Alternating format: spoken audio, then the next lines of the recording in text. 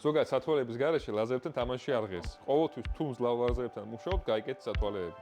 და თან ისინი მაგრად გამოიყურება.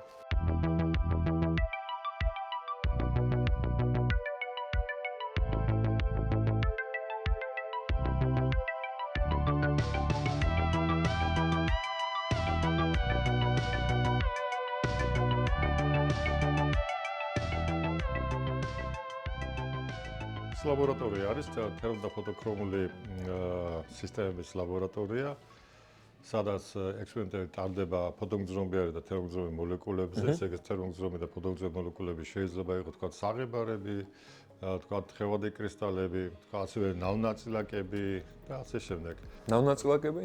ნავნაწილაკები მაგალითად სინათლეში თანთქავენ, ცხელდებიან და თუ ახლოს მოვათავსოთ მოლეკულებს, რომელიც იცვლიან ფერს ტემპერატურის მიხედვით ასეთი სამუშაოები გვაქვს ჩატარებული, მაშინ ჩვენ ნანოზომებში და მიკროზომებში დავინახავთ ტემპერატურის ცვლილებას. ეს რა თქმა უნდა მიკროსკოპის ქვეშ გამოჩნდება. ასევე თხევადი კრისტალები არის ჩვენი ერთ-ერთი ძირითადი მიმართულება. ეს თხევადი კრისტალები ძალიან საინტერესოა, გასაგებად ქოლესტერული თხევადი კრისტალები. სადაც ვიტყოდი, რომ თხევადი კრისტალები გამოიყენება ძალიან ბევრ რამეში, მაგალითად დისპლეებში გამოიყენება. პროსტები ჩვენი ეკრანის თხევადი კრისტალებზეა გაკეთებული. კრისტალებზე გაკეთებული და გაგიკვირდათ, რომ გეტყვით, რომ თხევადი კრისტალებს შევიცავთ ჩვენ დაახლოებით 2 კილოგრამამდე. ვაუ. ეს არის ჩვენი უძველეს მემბრანები, ეს არის თხევადი კრისტალური ფოსფოლიპიდები.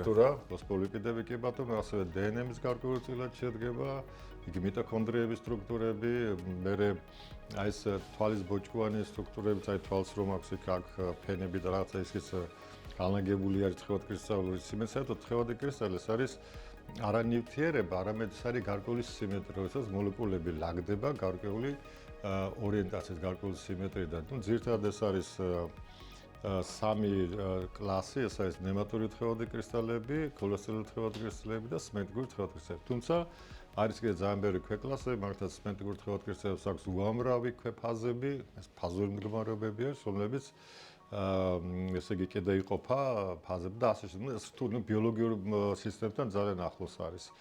ჩვენ რო გასაგებიანი თავხსნათ იმათვის, ვისაც შეიძლება მაგამდე არ ქონია შეხება ამ სფეროსთან, ესე იგი თხევადი კრისტალები უშუალოდ ტიპი არის, ესე ვთქვათ, კრისტალებისა, რომელსაც გააჩნიათ თვისება, რომ არიან თხევად მდგომარეობაში მშრომელ ტემპერატურაზე, ხო, ალბათ ოთახის ტემპერატურაზე. თხევადი კრისტალები ძირითადად ეს არის ორგანული მოლეკულები.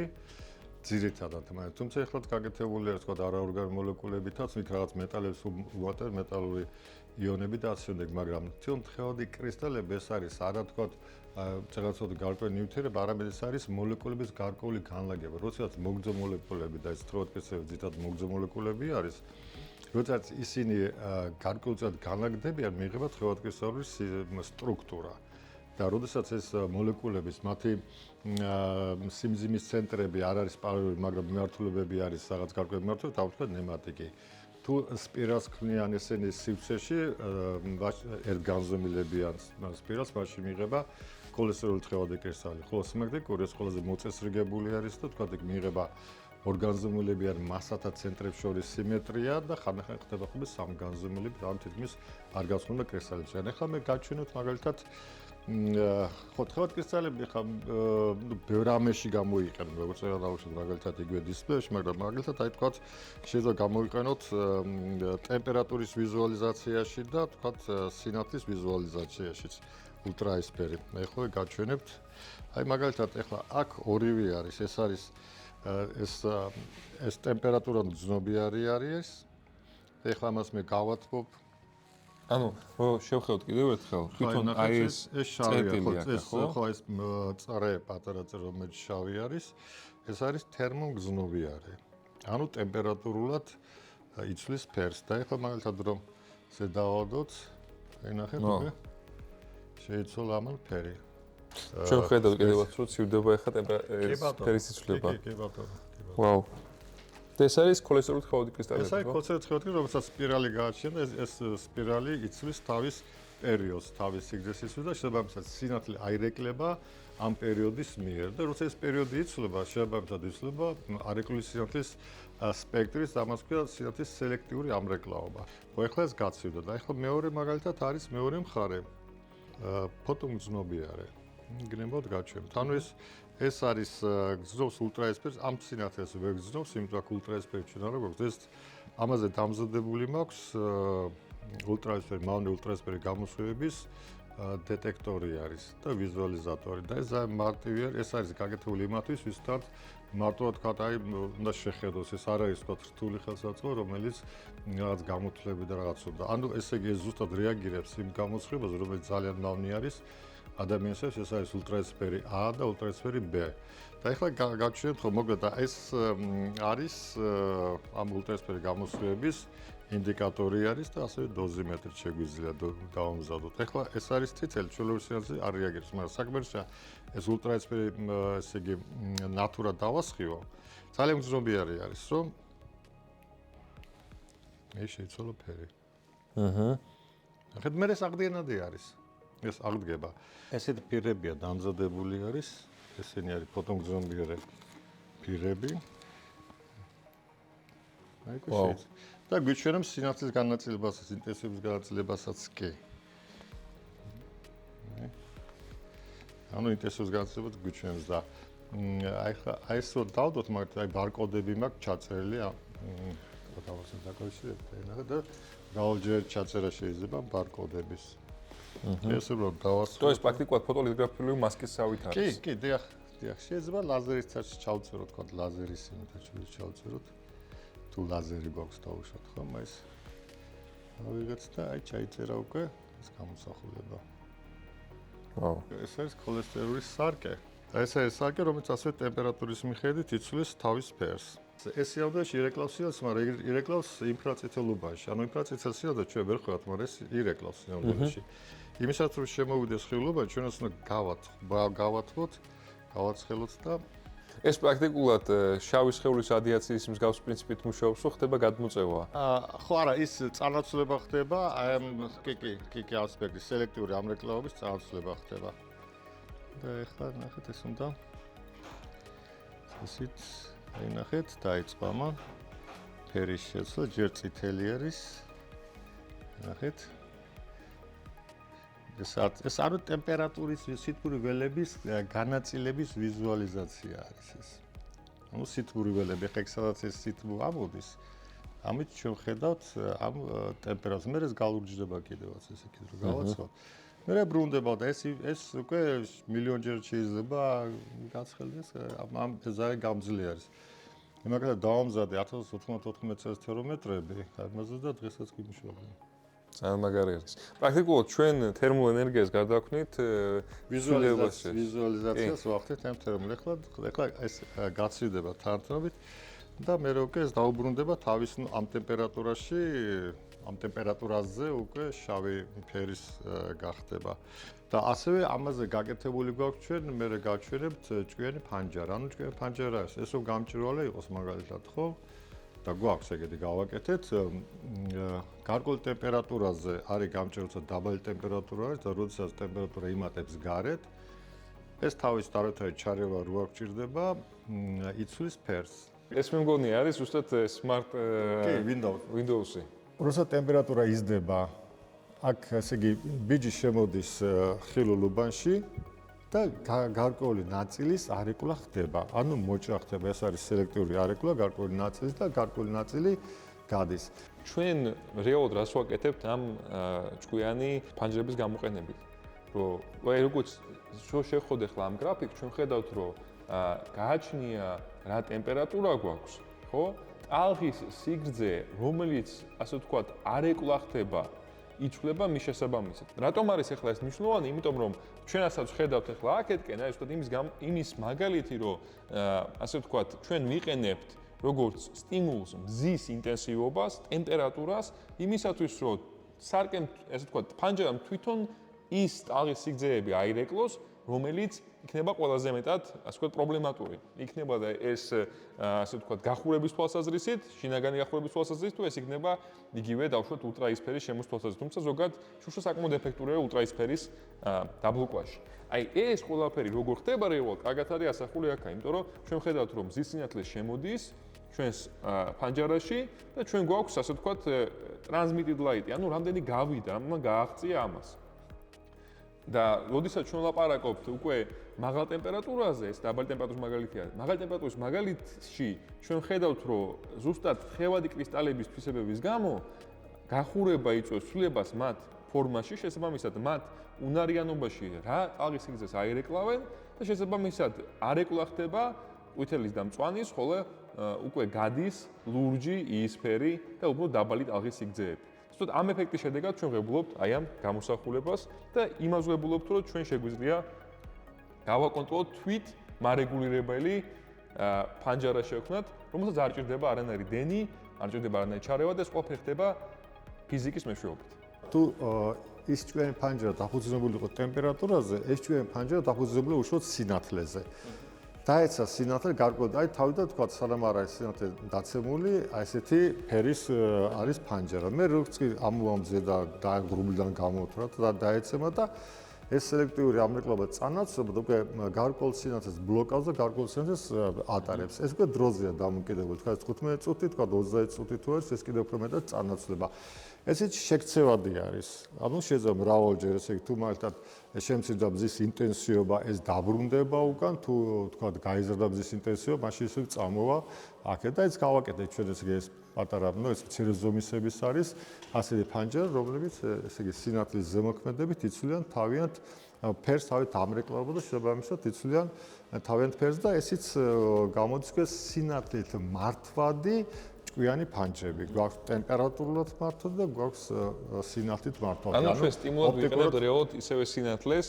ანუ უბრალოდ ვსულით იმას, რომ თუ მაგამდე ჩვენ ტემპერატურით ვაკონტროლებთ ამას, აქ რეალურად სინათლის ტალღის სიგრძის მეშვეობით ხდება ეს. იქ ესე იგი არ არის დამოკიდებული სინათლის ინტენსივობაზე, დამოკიდებული გარემოს ტემპერატურაზე. ანუ გარემოს ტემპერატურა გაიზარდა და მაშინ დაიწყო მზის სინათლის არეკლა, იმიტომ რომ მაინც ესე იგი ტემპერატურის აწევის ყველაზე უფრო დიდი წყარო არის მზის გამოსხივება. როდესაც ესე იგი მზის სინათლე შემოდის ფანჯარაში, თქვა ფანჯრის გავლით ოთახში, ხო? იქ ტემპერატურა იწევს, მაგალითად შუშებიან სახლებში ყოველთვის იწევს რაც რო მეტი ფანჯარა და რატომ? როდესაც ხილული სინათლე ფანჯრის გავლით შემოდის შენობებში და ეცემა საგნებს, ხო?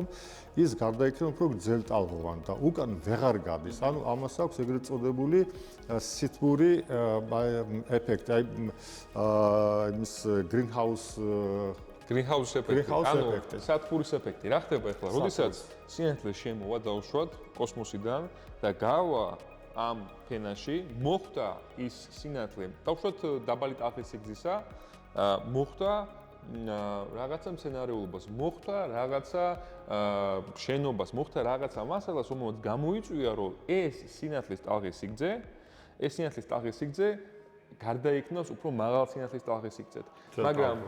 მაგრამ ის ხდება, რომ შესაბამისად ის ჩვენი ასე ვთქვათ ატმოსფერო თავისი შემადგენლობის გამო უკვე ამ გრძელ ტალღის სიგრძეს აღარ ატარებს უკან.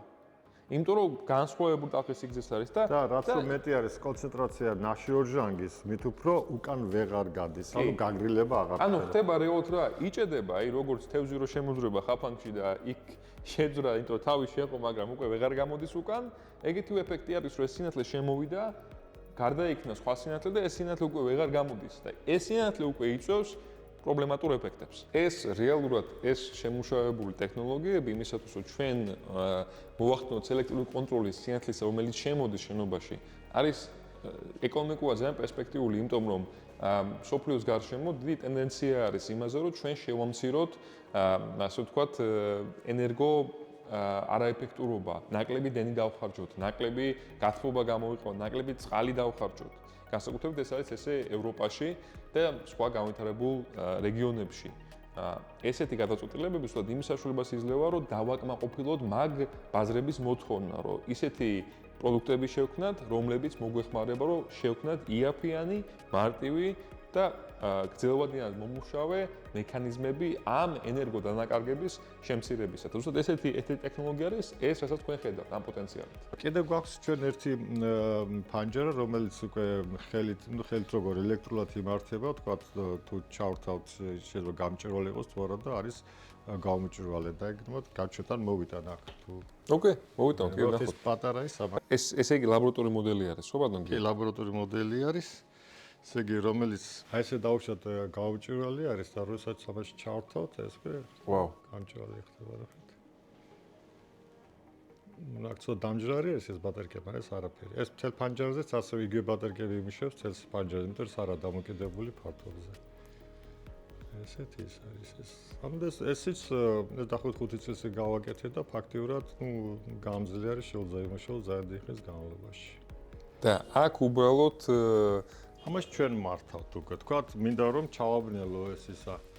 ეს ჭკვიანი არის, აი ეს ფანჯერი რომ გითხე, ეს ჭკვიანი უბრალოდ გავაკეთე და დაივიწყე. თვით თავისით მუშაობს, ცივა გამჭვირვალეა, ცხელა ირეკლავს სინათლეს.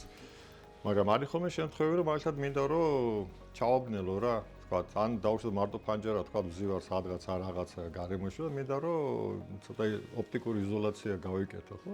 და ისა ასე მექნება, თუ მინდა გამჭვირი გავხო, დავაჭერ და გამოვჩნდები. ეს სხვა მოსა თავისი გამოყენება აქვს.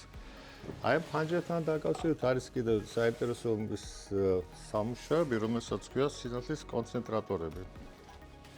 ანუ სინათლის კონცენტრატორების იდეა რაში მდგომარეობს?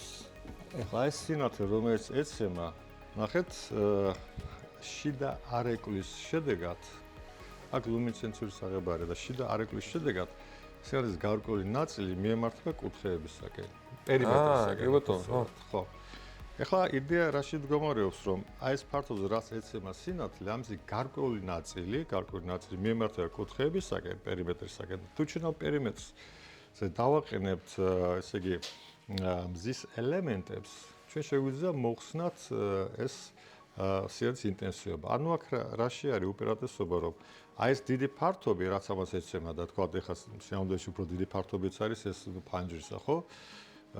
ეს გადადის ძალიან მცირე ფართობზე. ანუ შეფარდება ამ ფართობის ამ ფართობთან და ამდენად ჩვენ შეგვიძლია მოვიგოთ ეს ელექტროენერგია. ეს დაბალი ინტენსივობა აქვს ამას. აი უფრო კარგად გამოჩნდეს. ეს ახლა ეს მწვანე ლაზერი არის. და ეს ჩაინთქმა და ეს გადაგზავნა, მაგრამ ისევ შეიძლება ვთქვა თეთრ სინათლეს გავაკეთოთ. თუ ხამზე მაინც უფრო თეთრი სინათლე არის. რაში უყურებს სინათლის კონცენტრატორის გამოყენებას? კონცენტრატორის, აი მაგალითად, აი როგორც წეგნობთ, ეს არის საკმაოდ იაფი საშუალება, რომ ჩვენ მივიღოთ ელექტროენერგია. რა თქმა უნდა, მთელ მზის ენერგიას ვერ გადავთ, მაგრამ მაგალითად, ერთკვადრატულ მეტრზე ცნობილია, რომ კილოვატი ის მოდის ენერგია მოდის ერთკვადრატულ მეტრზე მზის გამოსხივს. როცა კარგი მზია და რაღაც ხო და აი ეს კილოვატი ენერგია ცხადია მთლიანად აი ვერ გავააქა, ხო, მაგრამ რაღაცა ნაწილი დავუშვათ 100 ვატიც რომ მოხსნათ, თუნდაც 10%, ხო? ეს 100 ვატი უკვე ფაქტიურად ჩვენ შეგვიძლია გამოვიყენოთ და თან კიდე კარგი რა ისო კუთხეზე ნაკლებად არის დამოკიდებული ეს ყველაფერი. აი ნახეთ ეს უფრო ჩანს ეს თი. ხო. ნახეთ საერთოდ ხომ როცა მზია, მზის კიდევ უფრო მეტი ინტენსივობა და უფრო მეტად გამოსხივებს. ნუ კიდე სხვა ისენი არის. ეს პრაქტიკულად waveguide-ისავით არის. Waveguide, პრაქტიკულად ალბათ ეგრე waveguide არის და აი გაჩვენებთ კიდევ.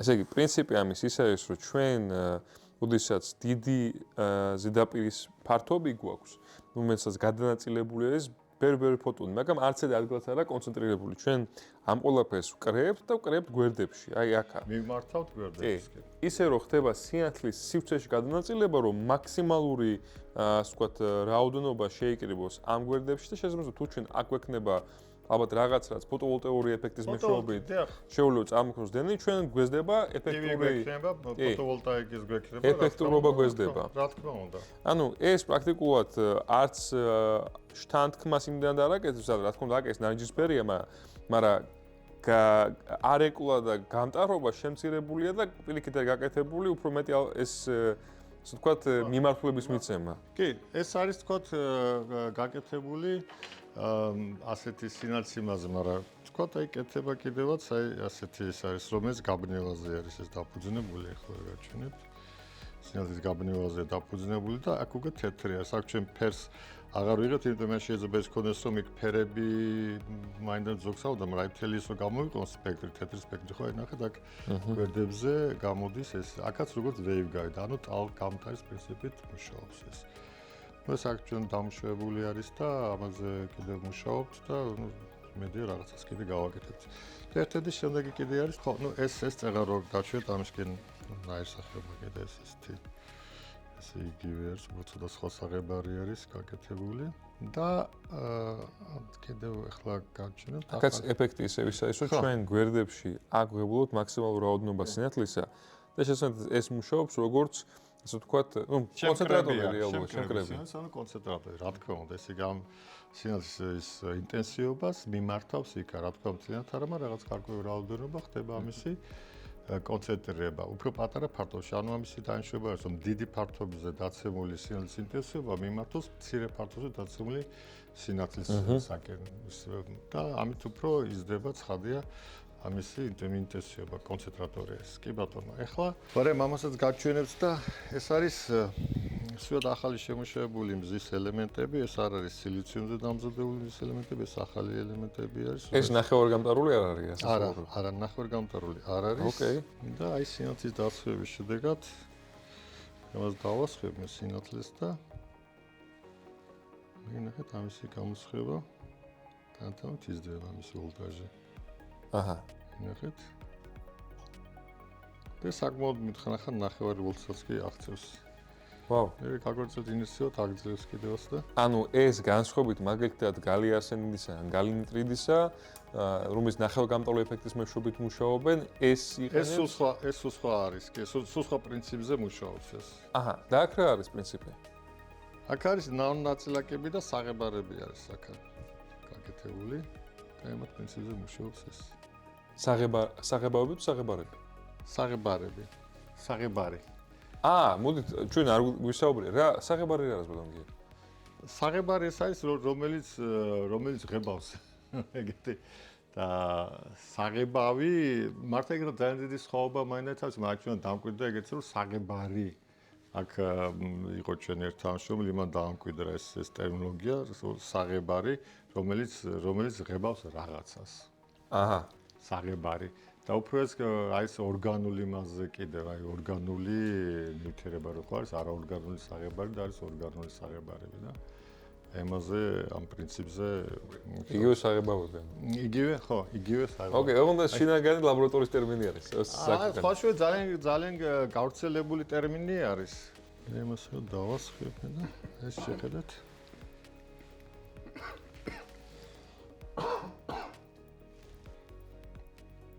იცლება ამისი.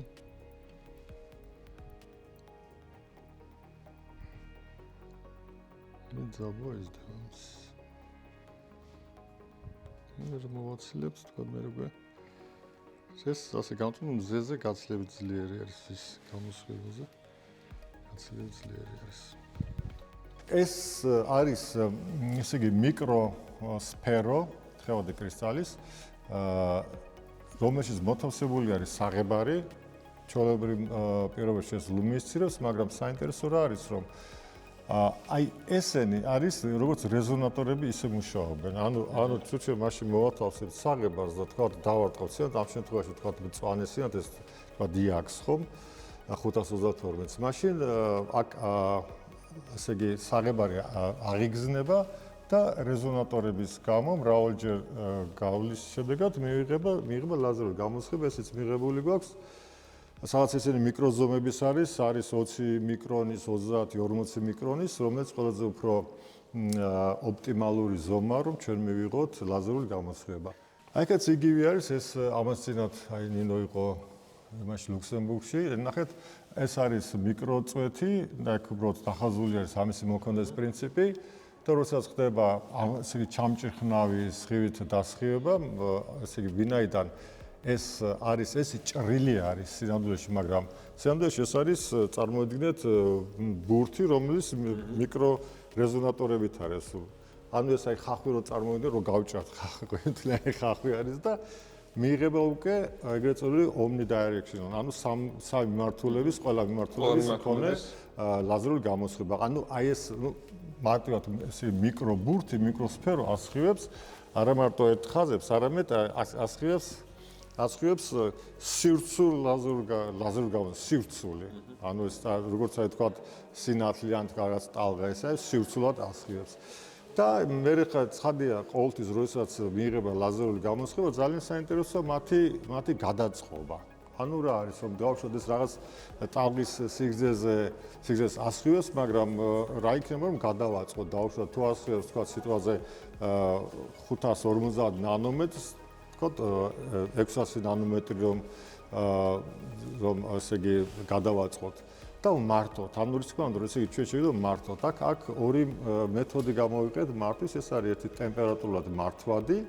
ხო, აი ეს არის მოთავსებული ეს გლიცერინში და წყალში მოთავსებული ეს მიკროსფერო არის და მიკროლაზერები არის ფაქტიურად და ერთ-ერთს დავარტყავთ, შეიძლება რამოდენიმესაც დავარტყავთ და ეგრე მიიღება აღზრდა და გადაწყობა მოვახდინეთ ჩვენ ერთი არის ტემპერატურულად, როდესაც აი ეს რეზონატორის მანძილები იცვლება, იგივე ეს პერიოდი და ხდება ამისი შესაბამისი გადაწყობა. ანუ ეს არის რეზონატორი, რომელიც ჩვენ შეგვიძლია ვცვალოთ მისი სიგრძე. ტემპერატურა საკმაოდ დიდი გადაწყობა მიიღო და მეორე ელექტროველში მოვახდინეთ ელექტროველში ცოტა რთული არის გადაწყობა, მაგრამ მაინც უფრო ვიწრო დიაპაზონში შეგვიძლია გავაკეთოთ. ანუ ეს რას გვაჩვენებს ახლა ჩვენ შეგვიძლია ტემპერატურის გაზის მეშვეობით როგორც ჩვენ დავინახეთ იმ სარკეებზე და იმ ფილტრებზე რომელსაც ჩვენ ოდესაც ვახურებთ იცვლიდნენ ფერს ჩვენ შეგვიძლია მსგავს ეფექტი გამოვიყენოთ რომ ჩვენი ასე ვთქვათ ტალღის სიგრძე რომელზეც ჩვენი ლაზერი ასხივებს ტემპერატურის გაზის მეშვეობით გავწიოთ და გამოვწიოთ. ან იგივე შეგვიძლია გავაკეთოთ ძაბვის მეშვეობით. ოღონდ ჩვენ ხედავთ ერთ რაღაცას ძაბვის მეშვეობით ეს უფრო ვიწრო დიაპაზონში ხდება. ეს არის საშობი კარადა, რომელიც გამოიყენება სხვადასხვა ნივთიერებების შესანახად, გარკვეულ ტემპერატურაზე, ასევე ფირების, როდესაც ჩვენ ვაფენთ ფირებს, მათ გასაშრობად. ეს საშობი კარადა საკმაოდ კარგი ხარისხი არის, იმიტომ რომ შეუძლია ოთახის ტემპერატურიდან 300 გრადუსამდე ტემპერატურებზე იმუშაოს და თან 0.1 გრადუსის სიზუსტით. ანუ როდესაც გვჭირდება ძალიან დიდი სიზუსტე და თუნდაც მაღალ ტემპერატურებზე ეს ძალიან კარგი, ასევე გარკვეული ნივთიერებების გამოსაწვავად. არის თქვა ზოგიერთი ნივთიერება რომელიც 70 გრადუსზე გამოიწვია, მაგრამ არის მთელი რიგი ნივთიერები, თქვა ფირები, პოლიმერული და ასე შემდეგ, რომელიც გამოწვევ ხდება 300 გრადუსამდე. და ძალიან კარგი მუშაობს პოლიმერული დანადგარი და ჩვენ ხშირად ვიყენებთ ეხლაც კი ჩართული არის ხშირად ვიყენებთ ამ საშობ კარადას. ოკეი, აქ რა ნივთიერებები გიდოთ? აქ არის ესე იგი თხეოდ კრისტალები არის, მე რა თხეოდ კრისტალების სარკეებიც, ასე ლუმინესციური საღებარები არის, ასევე არის პოლივინილის სპირტი, აი ეს გამჭვირვალე რო არის, პოლივინილის სპირტის სხვადასხვა პროცენტული შემადგენლობით პოლივინის, მაგალითად 2%-იანი, 5%-იანი და ასე შემდეგ. და პოლივინილის სპირტს რაში იყენებთ თქვენ? პოლივინილის სპირტს ჩვენ ვიყენებთ ჯერჯერობით, თქვა ამას ვაფენთ შუშაზე, მინაზე ვაფენთ, რომ როგორც მაორიენტირებელი ზედაპირი თხევადი კრისტალებს, იმიტომ როდესაც ეს დაეფინება, თხევადი კრისტალის მოლეკულები განლაგდება, თუ ჩემას მე გავხეხავთ ამ პოლივინილის სპირტს, ამ ზედაპირს ხომ, თხევადი კრისტალური მოლეკულები ზუსტად ამ გახეხვის მიმართულებით დალაგდებიან და ამით ხდება მოწესრიგება და ძალიან ხშირ შემთხვევაში თითქმის 90% შემთხვევაში საჭირო ის რომ მოლეკულები იყოს მოწესრიგებლად განლაგებული თხევადი კრისტალი, რაც ბევრ რამეში გამოიყენება, თქვა იგივე დისპლეებში, ასევე ამრეკლავ ფერად დისპლეებში, სხვა გარტყის მაჩვენების მქონე ხელსაწყოებში და ასე ნუ ძალიან ბევრ რამეში მოწესრიგებული უნდა იყოს. როცა მოწესრიგებელია ის თვისებები, რომლებიც ჩვენ გვინდა რომ შევისწავლოთ და მივიღოთ, არ ხერხდება. ამიტომ აუცილებლად საჭიროა მათი მოწესრიგება. თუ სწორად მივხვდეთ, ესე იგი ალბათ ქოლესტეროლ თხევად კრისტალებსაც გააჩნიათ მხარეები, რომლებიც არის უფრო ჰიდროფობული და ზოგიერთი უფრო ჰიდროფილური. როდესაც თქვენ დაფენას აკეთებთ აპოლინოს სპირტისა, თქვენ ამის მიხედვით აკეთებთ ორიენტირებას, სად არის ასე ვთქვათ ჰიდროფობული უბნები, რომ საერთოდ თხევადი კრისტალები ეს ცხიმი არის და ამიტომ ჰიდროფობური არის. სრულიად ჰიდროფობული. თუმცა არსებობს ეს თხევადი კრისტალები ლიოტროპული, ეგრეთ წოდებული, ჩვენი თერმოტროპული.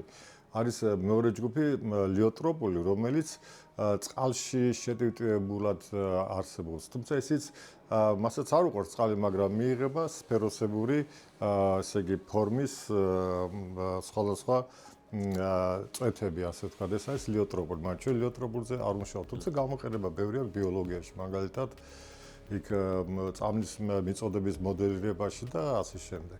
მაგრამ ჩვენ ვიყენებთ თერმოტროპულ თხევადი კრისტალებს, რომლებიც არის ჰიდროფობური, არ უყვარს სითხე და აი როგორც ცხიმს არ უყვარს სითხე, მაგრამ მან როგორ ხდება, ჩვენ რო ვაფენთ პოლივინის სპირტს, ის აუცილებლად გავაშოთ, გამოვწვათ.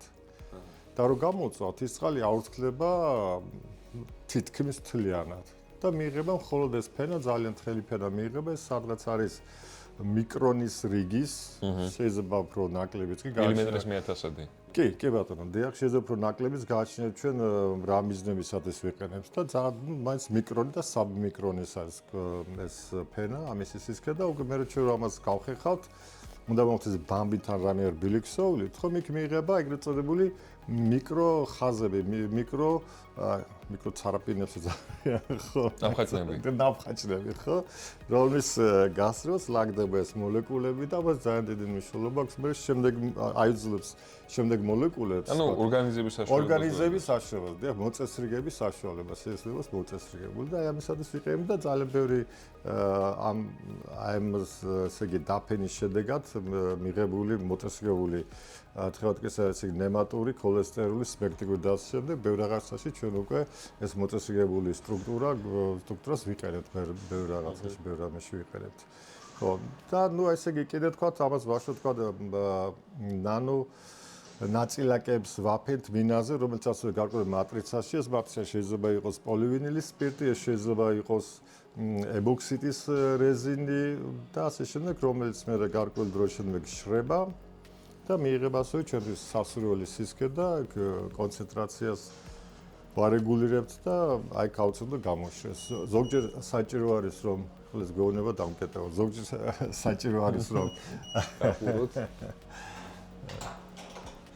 ესე იგი ეს თქვათ გავაშროთ თქვა 40-60 გრადუსზე, ზოგჯერ უფრო მაღალზე 120 გრადუსზე, ამასკე გამოწვახდა. ერთი კითხვა მაქვს, როდესაც მაგათად აქ ჩვეულებრივ დისპლეებშიც ასევე არის თხევადი კრისტალები, ხო? დიახ, რა თქმა უნდა. და აქ მათი ორიენტირება სელექტიურად ხდება სტიმულის მიხედვით, ხო? ჩვენ ძავშოთ ზაბოსვლით ან ძენსვლით და ეს იწვევს იმას, რომ იცვლება თხევადი კრისტალის პოლარიზაცია, ხო? ანუ იცვლება მისი, ასე ვთქვათ, კუთხე, ეს რაც უკვე მე გვაქვს საშუალებას, რომ მწვანე ან წითელი ან ლურჯი პიქსელებიდან სინათლე წამოვიდა და სელექტიურად ვაკონტროლოთ, ხო? ანუ აქ ხდება ეს ძაბვის და დენის მეშვეობით, თუ როგორ ხდება? ძაბვის მეშვეობით. საერთოდ თხევადი კრისტალები ძირითადად მუშაობენ ძაბვაზე. დენზეც იყო ეგრეთ წოდებული დინამიურ გაბნევაზე, მაგრამ დინამიურ გაბნევაზე, რომელიც მუშაობს და დისპლეებს იყო გაკეთებული, თერთმეტ დინამიური გაბნევა მოითხოვს დიდ ენერგიას, რადგან ეს არის დენის პრინციპზე, დენის გატარის პრინციპზე მუშაობდა და როცა დენი გადის, საერთოდ უფრო დიდი ენერგია იხარჯებოდა. ეს არის ძაბვაზე მუშაობს. აქ პრინციპი მარტივი არის, დიდი ხანია აღმოაჩინეს 60-იან წლებში. მან როგორ არის, ესე იგი, აღებული არის თხევადი კრისტალები, რომელიც ორიენტირებული არის, როგორც აღარ ჩვენ თქვით, აი ეს მაორიენტირებელი ზედაპირის მიერ, ეს შეიძლება იყოს არა მარტო პოლივინის სპირტი, არამედ სხვა ნივთიერებებიც. და შემდეგ რა ხდება, ესე იგი, ერთი ზედაპირზე თქვა გარკვეულწილად ესე იგი დახაზული არის ეს ნაკაწრები, მეორეც, მაგრამ ესეთი მობრუნებული არის ერთმანეთს მართან 90 ან 180 გრადუსი და მოლეკულებიც მიყვებიან ამ ორიენტაციას. და ამიტომ მიიღება ეგრეთ წოდებული ტვისტ სტრუქტურა, ეგრეთ ქვია, ან სუპერ ტვისტ სტრუქტურა. და აქ ახლა რა ხდება? როდესაც არა გვაქვს ძაბვა, ესე იგი მოდებული, მაშინ და პოლაროიდები არის, ესე იგი ორი ხა ესე მოთავსებულია პოლაროიდებში, ეგრეთ წოდებული გადაჯვარედნენ პოლაროიდებში. როდესაც ესენი თქვა ძაბვა როდესაც არა გვაქვს მოდებული, სინათლე შემოდის პოლარიზებული ანუ ჩვენ თუ მაგალითად დავიღებთ აი როგორც მაგალითს ამ ორისა გადაჯვარედნენ, რომელიც შავი არის. ხო, ანუ როდესაც ჩვენ ამას გადავაჯვარედინებთ, სინათლე აღარ გადის. იკეტება. დიახ, ანუ ეს მუშაობს და ამ შემთხვევაში თუ ჩვენ გვაქვს ესე იგი თხევადი კრისტალები, ნახეთ რა ხდება, სინათლე რომელიც მოდის, მიყვება ესე იგი მოლეკულების ორიენტაციას და გამოდის აქეთკენ, ანუ უკვე ჩამლენებული აღარ გვეჩვენება. ეს უკვე ანუ სინათლე როგორც წალგამტარის პრინციპი, სინათლე პოლარიზებული ესე იგი მოდის, აქედან პოლარიზებული სინათლე მოდის და მიყვება აი ესე იგი ბრუნდება იმნაირად, თუ აქვე პარალელური არის ამისი ღერძის და გამოდის უკვე და განათებულია, მაგრამ როდესაც ველს მოვდებ ძავას უბრალოდ ხო, მაშინ ესე ის მოლეკულები დგებენ ერთზე პერპენდიკულარულ მიმართულებაში და უკვე სინათლე პოლარიზებული ვეღარ ბრუნდება და ამიტომ რჩება ჩაგეტილი. გასაგებია. და ეხლა მაგალითად ჩვენ ოდესაც ეხლა ეს სინათლე რომელიც აქედან მოდის დისპლეებიდან არის პოლარიზებული, ხო? კი, შეგიძლიათ აი დაატრიალოთ და და ის ფაქტი, რომ ჩვენ ოდესაც ამას ვატარებთ და ხედავთ სინათლის, ანუ აშკარად ტალღის სიგრძე იცვლება. ხო, ეხლა ეს უფრო მოლურჯო არის და ეს კიდე ბევრად უფრო მოყვითლო არის. აქ კიდე მეორე საკითხი არის, ეს არის სინათლის დისპერსია. ანუ რა ხდება? სხვადასხვა ტალღის სიგრძე სხვადასხვა კუთხით შემოbrunდება. ანუ პოლარიზებული რო არის, ეს არნიშნავს, ნუ ჩვენ ვლაპარაკობთ თეთრ სინათლეზე, მაგრამ აი დაუშვათ ლურჯი სინათლე უფრო მეტად შემოbrunდება, როდესაც ვიდრე წითელი სინათლე. ამას ქვია დისპერსიული პოლარიზაცია. ანუ ესე იგი და ამიტომ ხდება რომ რაღაცა ნაწილი ქრება, შთაინთქება და რაღაცა ნაწილი მაინც აღწევს და შემოდის. ეხლა ერთ კიდე საიდუმლოსაც გეტყვი, თუ საიდუმლო თუ რა. ესე იგი მე არ ვიცი ეს მუშაობ თხევად კრისტალზე თუ აქ არის ეგრეთ წოდებული დიოდები, რომელიც აი LED-ები და OLED-ები რო არის. ხო. ხო, იქ უკვე პოლარიზაცია აღარ არის. ეხლა თხევად კრისტალური დისპლეები ძალიან გავრცელებული იყო ამ ბოლო დრომდე, მაგრამ ეხლა შემოვიდა LED-ები და OLED-ები, ანუ ორგანული სინათლის გამომსხივებელი დიოდები, organic light emitting diodes, ხო, რომლებიც სხვა პრინციპზე მუშაობენ. ხო და ამიტომ მე არა ვარ დარწმუნებული, თუმცა შეიძლება რაღაცა დისპლეი რომ ნახოთ, აი შეიძლება იქ მართლა გამოჩნდეს, მაგრამ ნუ პრინციპი ეგ არის, ნამდვილად რომ ესე იგი თხევად კრისტალურ დისპლეებში ეს არის, ესე იგი მუშაობს როგორც ჩამკეტი, როგორც სინათლის სარქველი. ანუ როდესაც ძაბვა შეუულია რომ კი ბატონო, როდესაც ძაბვა არ არის მოდებული, მაშინ ესე იგი ეს სინათლე პოლარიზებული შემოbrunდება, ну გადაჯვარებდნენ პოლაროიდები და შემოbrunდება ისე რომ ის უკვე პარალელური ხდება მეორე პოლაროიდის ღერძის, ოპტიკური ღერძის და გამოდის ჩვეულებრივად ესე იგი ინტენსიური გამოდის ჩაქრობის გარეშე, მაგრამ საკმარისი მოლეკულები გადაერთო ეგრეთ წოდებულ ჰომეოტროპული ის არის ორიენტაცია, ანუ პერპენდიკულარული, ხო? მაშინ უკვე ის პოლარიზებული სინათლე ვეღარ ახერხებს რომ შემოbrunდეს, იმიტომ მოლეკულები უკვე პერპენდიკულარულად არის და ამიტომ უკვე ჩამქრალი არის. და თუ ჩვენ ასე ძაბას უკვე ვცვლით, ხომ უკვე ჩვენ შეგვიძლია მივიღოთ სინათლის სარქველის ესე პრინციპი იმუშავებს, სინათლე გავატაროთ, ან ჩავკეტოთ. თუ რა თქმა უნდა ჩვენ დავაყენებთ, რა თქვა, პიქსელებს RGB რო არის, ხო, ესე იგი წითელი მწვანე და ლურჯი, ცხადი ამ შემთხვევაში ფერადისპლეის მიიღებ და იმის მიხედვით თუ როგორი ინტენსივობების იქნება, თქვა, გაივლის როგორც ინტენსივობა, შეგვიძლია მივიღოთ მთელი ფერთა გამა, იმიტომ რომ მაგალითად წითელი და თქვათ მწვანე გაჩვენ ინტენსივობა როგორ არის, შეიძლება მივიღოთ ყვითელიც, ან შეიძლება მივიღოთ უფრო წითელი, ან შეიძლება მივიღოთ უფრო მწვანე. კომბინირებით ამ სამი ფერისო ჩვენ ვიღებთ გამოსახულებას უკვე სპეციფიურ ფერს. ცხადია, თუ მაგალითად 3 პიქსელი იქნება ერთი ინტენსივობის, მაგრამ კიდე სხვა რაღაცა იქ გათვალისწინებულია ჩვენი თვალის მგრძნობიარობაც. ჩვენ გივამბობთ რომ ერთი ინტენსივობის იქნება, მაგრამ ჩვენ თვალს უნდა მოერგოს, იმიტომ რომ ჩვენი თვალი ყველაზე მგრძნობია მწვანეობაში. მომწვანო მოყვითალო. ამიტომ ევოლუციად ეს იმის გამო არის, რომ ჩვენ დავაფიქსიროთ მწვანეულობა და შეგვეძლოს გარჩევა. კი, ესადა თან კიდე როგორ არის ადაპტირება მოხდა ჩვენი მზის გამოსხივებით, რომ ჩვენი მზე ასხივებს, ესე იგი სპექტრი სადაც მოყვითალო 550 ნანომეტრში არის მაქსიმუმი. და ამის ადაპტირება მოხდა ჩვენი თვალის ევოლუციად, არა მარტო ჩვენი თვალის, საერთოდ ცოცხალი არსებების ისაც თვალები აქვთ. იყურებიან მათი ადაპტირება მოხდა. ესე იგი, ჩვენ პრაქტიკულად ახლა თუ ვილაპარაკებთ ამ თხევად კრისტალებზე, რომელიც ამ ეკრანში არის, ხო? საუბრობთ ეს თხევადი კრისტალები იქნება LCD, ანუ liquid crystal display. კი, ბატონო. თქვენ გაქვთ მსგავსი თხევადი კრისტალები დაუშვოთ თქვენს ღუმელში ახლა. კი, ეს ნემატური თხევადი კრისტალები არის. აი მაგალითად, აი ეს არის ნემატური თხევადი კრისტალი, რომელსაც დამატებული აქვს ოპტიკურად აქტიური დანამატი. ეს შემიძლია უბრალოდ გავხსნა და გავჩვენოთ როგორი სახის არის. ეს არის სითხე რძისფერი ესეთი შემღრეული. ანუ რეალურად ამისგან კეთდება აი ეს ეკრანები. კი, აი ამისგან და ეხლავე გეტყვით და აი ეს უნდა დავამატოთ, უნდა დავახვიოთ ჩვენ ის აი ნახეთ შეგეთ მოთავსებულია ეგრეთ წოდებული ქირალური მოლეკულა, ეს არის მოგრძო მოლეკულები ნემატიკის და არის ეგრეთ წოდებული ქირავი, რომელიც ამას ქმნის სპირალს. ანუ ქირალური მოლეკულები იმით განსხვავდებოდა, მათ გააჩნიათ მიმართულებას, თქვა, სარკისებრივად კი. რო შევხედოთ. კი, ხერავის ექსოდ მაკიანეს ხელს გამოდის. ანუ ისინი მაგათ არ გააჩნიათ, თქვათ, ესე ტრანსლაციური პროცედურად აი ცენტრის მიერ სიმეტრია, იმიტომ რომ თქვათ, ერთი ნაწილი არის ერთ სიბრტყეში, მაგრამ მეორე დავარქოთ კუბი, ეს არის მობრუნებული სივრცეში.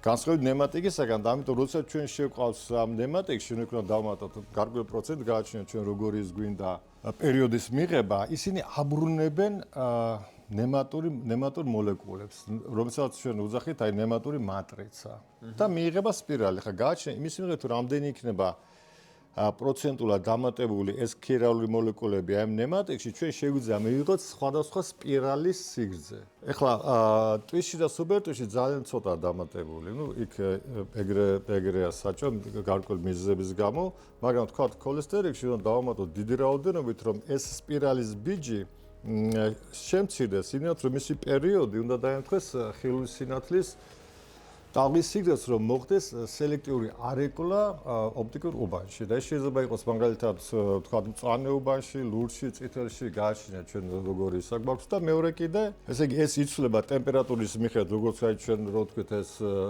ტემპერატურად მართვა დისპლეები და შეიძლება ესე იგი აი ამ სპირალის სიგრძე შეიცვალოს, გაიზარდოს ან შემცირდეს და შესაბამისად მოხდეს ეს არეკლა ან წითელ უბანში, ან ლურჯ უბანში, ან მწვანეში უწყვეტად შეგვიძლია.